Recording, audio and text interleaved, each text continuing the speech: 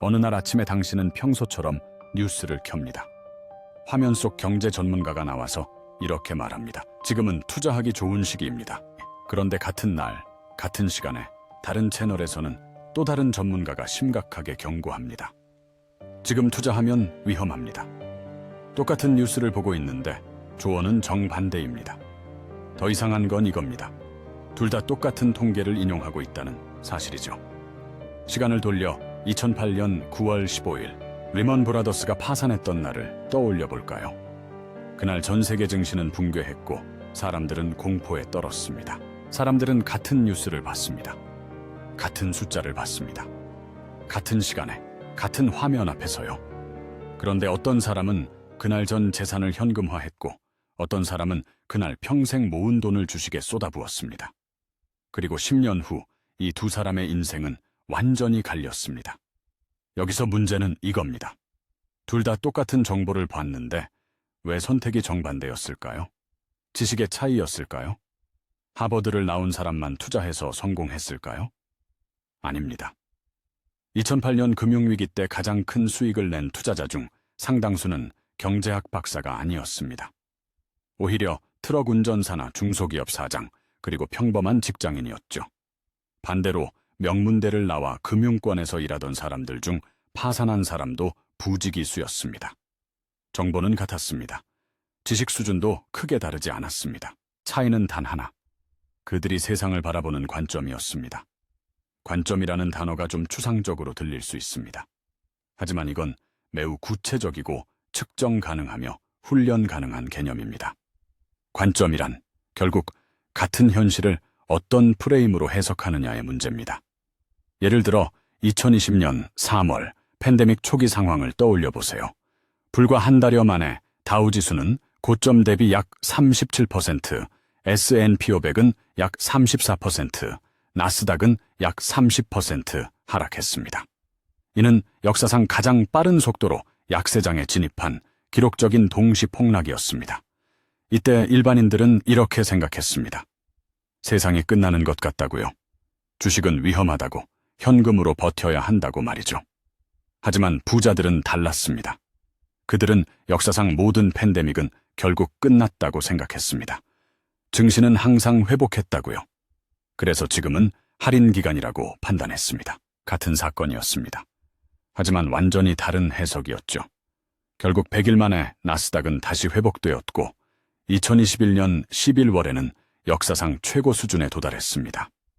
이것이 관점의 차이입니다. 정보의 양이 아니라 정보를 읽는 렌즈의 문제입니다. 그렇다면 부자와 일반인의 관점 차이는 구체적으로 어디서 갈리는 걸까요? 저는 이걸 4가지 차원으로 분해해 보겠습니다. 첫 번째는 시간 관점입니다.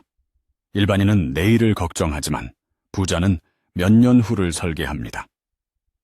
2022년 미국 연준이 금리를 올리기 시작했습니다. 주택담보대출 금리가 3%에서 7%로 치솟았죠. 그때 대부분의 사람들은 이렇게 생각했습니다. 집값 떨어지겠네. 지금은 사면 안 돼. 하지만 몇몇 투자자들은 이렇게 봤습니다. 금리 인상 사이클은 보통 2년 안팎에서 마무리됩니다. 그리고 그 이후에는 결국 인하 국면으로 전환되죠. 지금은 비싸 보일 수 있지만 5년 뒤에 돌아보면 이렇게 말하게 될 겁니다. 그때가 오히려 쌌다고요. 실제로 2024년 말 연준은 금리 인하 가능성을 공식적으로 시사했고 부동산 시장도 하락세가 둔화되며 일부 지역에서는 회복 조짐이 나타나기 시작했습니다. 시간 관점의 차이는 선택의 방향을 완전히 바꿔버립니다. 일반인은 1년 안에, 아니 당장 손해보는 걸 두려워합니다. 반면 부자는 몇 년 뒤 기회비용을 두려워하죠. 이건 도덕의 문제가 아닙니다. 시간축을 어디에 맞추느냐의 문제입니다. 두 번째는 확률 관점입니다. 일반인은 성공을 운으로 보지만 부자는 성공을 확률로 봅니다.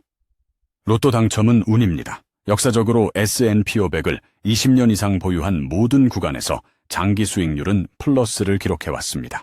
이건 미국 증시 150년 역사가 증명하는 통계적 사실입니다. 그런데도 사람들은 이렇게 말합니다. 주식은 도박이야.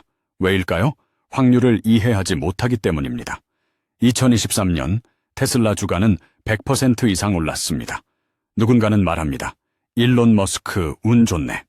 하지만 그가 파산 직전까지 몰렸던 사실은 잊어버리죠. 스페이스X의 로켓은 3번이나 연달아 폭발했습니다.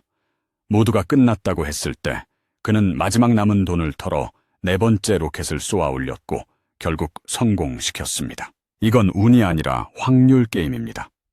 부자는 이것을 압니다. 그래서 실패 확률을 낮추는 게 아니라 시도 횟수를 늘리는 거죠. 일반인은 한 번 실패하면 포기합니다. 부자는 10번 실패해도 11번째를 준비합니다. 3번째는 리스크 관점입니다. 일반인은 리스크를 피하려 하고 부자는 리스크를 관리합니다. 이 차이는 정말 결정적입니다. 2010년 비트코인이 처음 등장했을 때 대부분의 사람들은 이렇게 말했습니다. 사기야, 위험해, 손대지 마. 하지만 일부 투자자들은 이렇게 생각했습니다. 잃어도 되는 돈 1%만 넣어보자. 망하면 1% 손해고 잘 되면 100배야. 2021년 비트코인은 한때 6만 달러를 돌파했습니다. 초기 투자자 중 일부는 수천 배 수익을 냈죠. 물론 제가 비트코인을 추천하는 게 아닙니다. 리스크를 대하는 태도의 차이를 말씀드리는 겁니다. 일반인은 리스크를 0으로 만들려 합니다. 하지만 부자는 리스크를 포트폴리오로 분산합니다. 일반인은 100% 안전한 투자를 찾지만 부자는 손실을 감당할 수 있는 범위 안에서 베팅합니다. 리스크를 피하려는 순간 기회도 함께 사라집니다. 4번째는 구조 관점입니다. 이게 가장 중요한 차이입니다. 일반인은 사건을 보지만 부자는 시스템을 봅니다. 2023년 실리콘밸리 은행이 파산했을 때를 기억하시나요? 뉴스는 연일 뱅크런, 금융위기 같은 자극적인 단어를 쏟아냈죠. 그때 대부분의 사람들은 이렇게 생각했습니다. 은행도 망하네? 은행에 돈 맡기는 것도 위험하네. 하지만 몇몇 투자자들은 구조를 봤습니다. 실리콘밸리 은행은 스타트업 자금을 주로 맡았어. 스타트업 생태계가 위축되면서 예금이 급격히 빠졌지. 이건 특정 은행의 문제지 시스템 붕괴는 아니야. 오히려 안전자산으로 돈이 몰리면서 우량 은행 주식은 오를 거야. 실제로 JP모건, 뱅크 오브 아메리카 같은 대형 은행 주가는 그해 큰 폭으로 상승했습니다. 사건을 보면 공포스럽습니다. 하지만 시스템을 보면 기회가 보입니다. 일반인은 집값이 올랐네, 내렸네, 에만 집중합니다. 부자는 왜 올랐는지, 자금은 어디서 왔는지, 다음 사이클은 언제인지를 봅니다. 이것이 바로 구조적 사고입니다. 여기서 많은 사람들이 착각합니다. 그래도 부자들은 더 많이 알잖아요. 정보력이 다르잖아요. 아닙니다. 2024년 현재 정보는 거의 공평합니다. 삼성전자 실적 발표는 공시로 올라오고 미국 고용지표는 전 세계에 동시에 발표됩니다. 부동산 매매가는 국토교통부 사이트에서 누구나 확인할 수 있습니다. 정보는 평등합니다. 그런데 왜 결과는 불평등할까요? 해석 프레임이 다르기 때문입니다. 한 가지 사례를 더 보겠습니다. 2021년 미국 인플레이션이 치솟기 시작했습니다. 모든 뉴스가 물가 폭등을 보도했습니다. 일반인의 해석은 이랬습니다. 물가가 오르네, 생활비가 늘어나겠네, 지출을 줄여야겠어. 반면 부자의 해석은 이랬습니다. 인플레이션이 오르면 연준이 금리를 올릴 거야. 금리가 오르면 채권 가격은 떨어지고 성장주도 타격을 받아. 대신 실물자산, 원자재, 가치주가 강세를 보이겠지. 포트폴리오를 재조정해야겠어. 같은 뉴스입니다. 하지만 전혀 다른 행동이죠. 실제로 2022년부터 2023년까지 나스닥은 30% 넘게 빠졌고 원자재와 에너지 섹터는 큰 폭으로 상승했습니다. 이건 예측이 아닙니다. 구조를 읽은 겁니다. 여기서 가장 무서운 진실이 등장합니다. 관점의 차이는 한 번의 선택으로 끝나지 않는다는 겁니다. 매일, 매주, 매년 누적됩니다. 복리의 법칙은 돈에만 적용되는 게 아니거든요. 월급쟁이 2명이 있습니다. 둘 다 연봉 5천만 원입니다. 똑같이 매달 100만 원씩 저축합니다. 첫 번째 사람은 이렇게 생각합니다. 은행 적금이 안전하지. 연 2% 금리라도 받자. 두 번째 사람은 이렇게 생각합니다. S&P 500 ETF는 단기 등락은 심하지만 역사적으로 장기 평균 수익률은 연 6에서 8% 수준이야. 그래서 시간편에 서면 결국 우상향이지. 20년 후입니다. 첫 번째 사람의 자산은 약 2억 9천만 원입니다. 두 번째 사람의 자산은 약 7억 6천만 원입니다. 차이는 무려 4억 7천만 원입니다. 똑같은 돈이었습니다. 똑같은 노력이었습니다. 관점만 달랐을 뿐입니다. 더 무서운 건 이게 돈에만 해당하는 게 아니라는 점입니다. 경력 선택도 마찬가지입니다. 2010년 스마트폰이 막 보급되던 시기였습니다. 일반인은 생각했습니다. 앱 개발? 그게 뭐야? 대기업 들어가는 게 안정적이지. 하지만 부자 마인드는 달랐습니다. 모바일 시대가 온다. 지금 앱 개발 배우면 10년 뒤엔 희소성이 엄청날 거야. 2024년 기준 상위 실력의 앱 개발자와 인공지능 개발자들은 연봉 억대 사례가 흔해졌습니다. 학습 선택도 마찬가지입니다. 일반인은 말합니다. 영어 공부? 나이 들어서 무슨 영어야? 부자 마인드는 다릅니다. 영어만 되면 글로벌 정보에 직접 접근할 수 있어. 번역되지 않은 1차 자료를 볼 수 있어. 2024년 인공지능 시대가 오자 영어로 프롬프트를 작성할 수 있는 사람과 없는 사람의 생산성 격차는 10배 이상 벌어졌습니다. 관계 선택도 마찬가지입니다. 일반인은 생각합니다. 저 사람은 지금 성공한 사람이니까 친하게 지내야지. 부자 마인드는 다릅니다. 저 사람은 지금은 무명이지만 10년 뒤 엄청날 가능성이 있어. 지금부터 관계를 만들어야지. 성공한 기업가들의 공통점이 있습니다. 초기부터 함께했던 동료, 멘토, 파트너가 있었다는 거죠. 모든 선택에 관점이 개입합니다. 그리고 그 선택들이 쌓여서 인생이 됩니다. 그렇다면 질문이 생깁니다. 관점이 중요한 걸 알았으면 왜 사람들은 관점을 바꾸지 않는 걸까요? 여기에 숨겨진 메커니즘이 있습니다. 첫 번째는 손실 회피 편향입니다. 행동경제학의 대가 데니얼 카너먼의 연구에 따르면 인간은 얻는 기쁨보다 잃는 고통을 2.5배 더 크게 느낀다고 합니다. 100만 원을 벌었을 때의 기쁨보다 100만 원을 잃었을 때의 고통이 훨씬 큽니다. 이게 뭘 만들까요? 바로 리스크 회피입니다. 일반인은 잃을까봐 두려워서 아무것도 하지 못합니다. 반면 부자는 잃는 것보다 놓치는 게 더 두렵습니다. 2020년 팬데믹 폭락 때 일반인은 더 떨어지면 어떡하지를 걱정했습니다. 부자는 이 기회를 놓치면 어떡하지를 걱정했죠. 두 번째는 확증 편향입니다. 사람은 자기가 믿고 싶은 정보만 봅니다. 부동산은 절대 안 떨어진다고 믿는 사람은 집값 오른 기사만 봅니다. 주식은 도박이라고 믿는 사람은 폭락 뉴스만 기억합니다. 이게 정보 해석의 필터입니다. 같은 데이터를 봐도 선택적으로 받아들입니다. 세 번째는 현상 유지 편향입니다. 인간은 변화를 두려워합니다. 익숙한 게 편합니다. 월급쟁이로 20년을 살았다면 창업은 무섭습니다. 적금만 30년 들었다면 주식은 위험해 보입니다.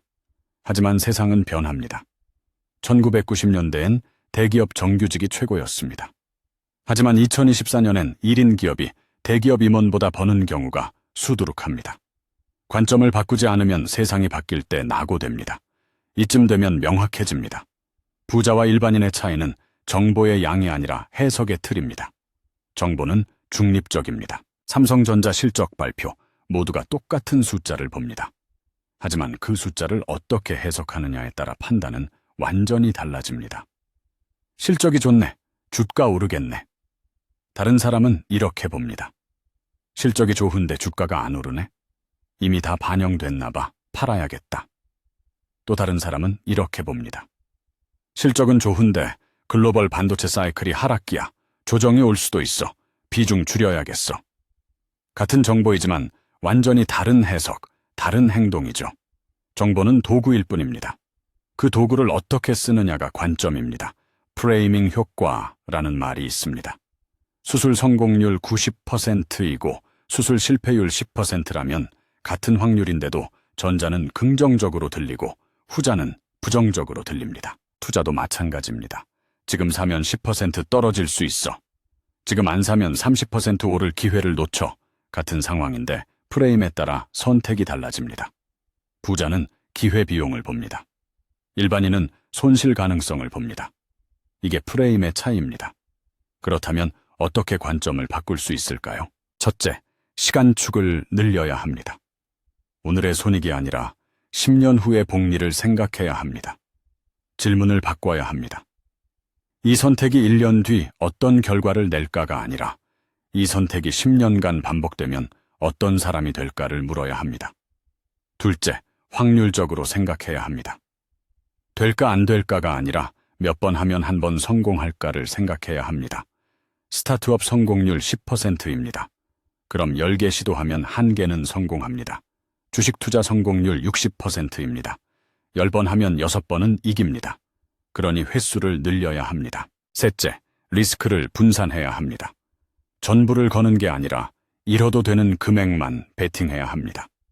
자산의 5%만 고위험 투자하고 나머지 95%는 안정자산으로 두는 겁니다.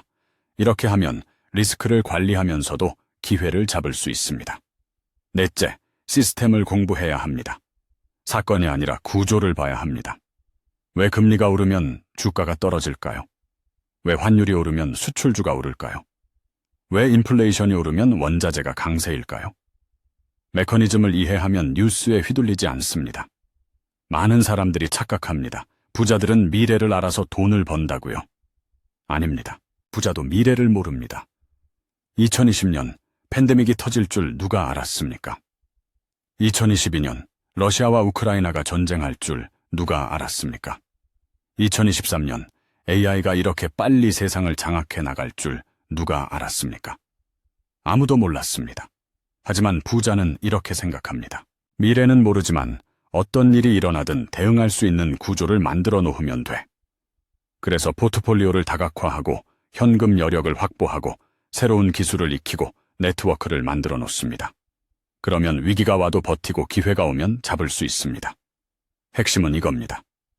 부자는 미래를 예측해서 돈을 버는 게 아닙니다. 같은 현실을 전혀 다른 렌즈로 해석하기 때문에 선택의 방향이 다르고 그 선택이 시간이 지나며 자산이 됩니다. 지식이 아니라 관점입니다. 정보가 아니라 해석입니다. 예측이 아니라 대응입니다. 이게 부자와 일반인을 가르는 진짜 차이입니다. 여러분은 지금 어떤 선택을 앞두고 있습니까? 여러분은 어떤 관점으로 세상을 봅니까? 오늘도 시청해 주셔서 감사합니다. 같은 세상을 보고도 인생이 갈리는 이유는 관점입니다. 여러분은 지금 대중의 시선으로 보고 계신가요?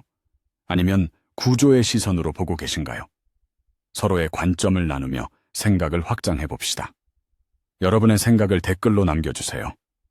구독과 좋아요는 앞으로 더 깊은 통찰의 영상을 만드는데 큰 힘이 됩니다.